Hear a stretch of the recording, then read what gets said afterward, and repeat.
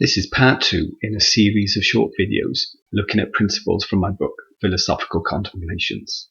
See below for a link. In part 1, we looked at the law of opposites. I recommend watching this first if you haven't already. But now let's look at stillness and change. With an understanding of the law of opposites, we can see that there can be no change without stillness. For example, I was a baby, I was a toddler, a teenager, and an adult. And throughout these changes, there was a constant, me. For something to be able to change or transform, there must be something within it that remains the same. We live in a world that is forever changing. One of the common patterns in the world is motion around a still point.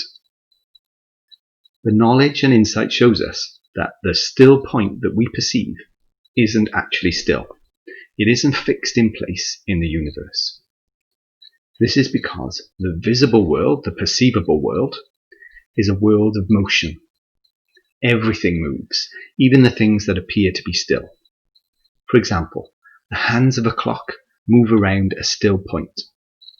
But we know the clock is always moving, as the earth spins around a point, and the point spins around another, and so on. So we have a world of motion, and any appearance of stillness within it is an illusion. What does this tell us? It tells us that the true reflection of the visible world of motion is a world of stillness that cannot be perceived.